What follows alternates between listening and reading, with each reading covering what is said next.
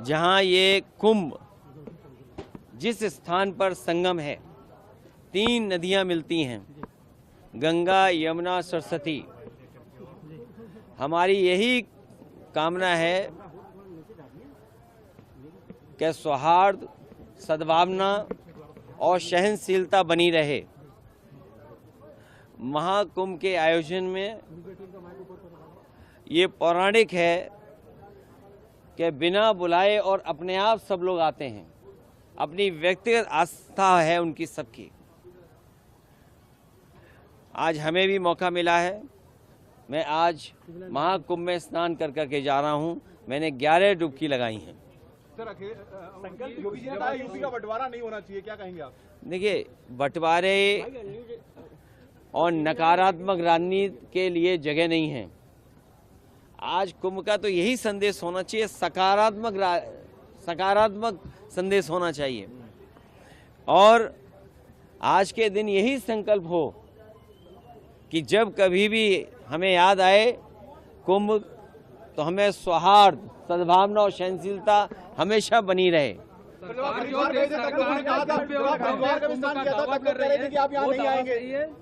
देखिए, गंगा में स्नान और त्योहारों के दिन स्नान, जिस दिन मैंने वहां पर हरिद्वार में स्नान किया था, उस दिन भी एक त्योहार था। बहुत बड़ा त्योहार है। भारत देश के लोग कोने कोने में अलग अलग नाम से इस त्योहार में शामिल होते हैं।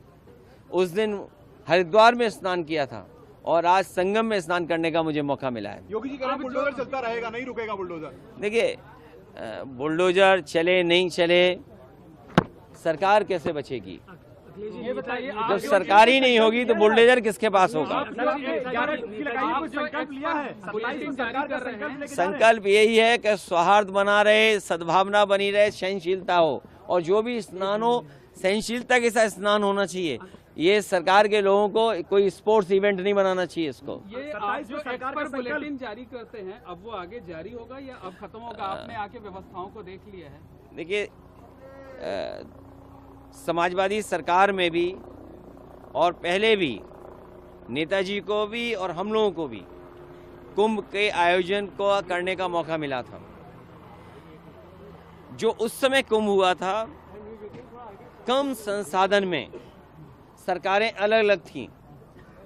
यूपी में सरकार दूसरी पार्टी की थी, समाजवादी पार्टी की थी। दिल्ली में सरकार दूसरी पार्टी की थी।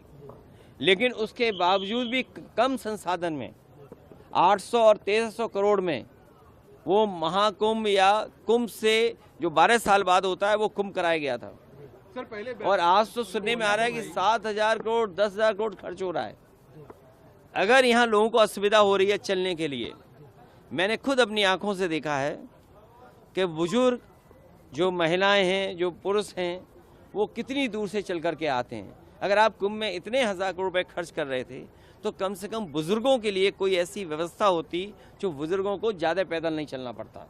और फिर जैसे हम हैं वीआईपी या और हैं वीआईपी या और सम्मानित लोग जब आएँ, तो कम से कम व्यवस्था ऐसी होनी चाहिए, पूरे कुंभ को पता लगे कि हाँ, आज कोई वीआईपी आया जिसकी वजह से ये व्यवस्थाएं बहुत अच्छी चल रही हैं। मतलब आप डुबकी लगाकर भी निशाना साध रहे हैं? नहीं, देखिए, डुबकी लगाकर भी सियासी निशाना साध रहे हैं। अरे भाई, ये बताओ, माँ गंगा के किनारे लोग झूठ बोल रहे हैं। और मैं तो आपसे कहूंगा, देखिए, माँ गंगा के किनारे न जाने कितनी बातें कही जा रही हैं, वो क्या सच हैं? लेकिन अगर आयोजन 1300 करोड़ में अच्छा हो सकता है, 800 करोड़ में अच्छा हो सकता है, तो 10,000 करोड़ में, 7,000 करोड़ में कितना अच्छा हो सकता है। उसमें तो न कोई ट्रैफिक की दिक्कत होती, न कोई पानी की दिक्कत होती, न साधु संतों से बिजली का बिल लिया जाता या उनको असुविधा होती, या जो चीज़ें महंगी हैं वो भी सस्ती होती। अरे, इतना कुछ हो सकता था 10,000 करोड़ में।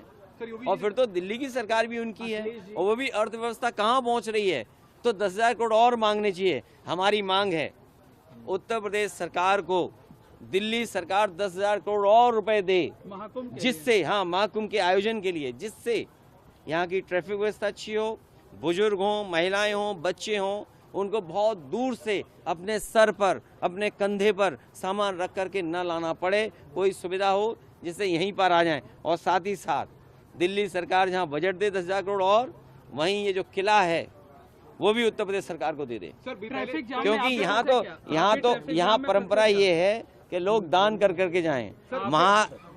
महादानी सम्राट हर्षवर्धन जो हमारा रिटर्न डॉक्यूमेंट है, जहाँ हमें पौराणिक महाकुंभ के बारे में या कुंभ के बारे में जानकारी मिलती है, वो सम्राट हर्षवर्धन से जुड़ी हुई मिलती है। वो यहाँ दान करने आते थे, पुण्य के लिए आते थे। हम भी आज आए हैं, डुबकी लगाए हैं, सौहार्द हो, सद्भावना हो, सहनशीलता बनी रहे, लोगों की खुशहाली हो, जनता का कल्याण हो, हमारा देश तरक्की करे, समाज आगे बढ़े, हमारा गणतंत्र मजबूत हो, ये सब चीज़ों को लेकर के यहाँ पर नेताजी की जो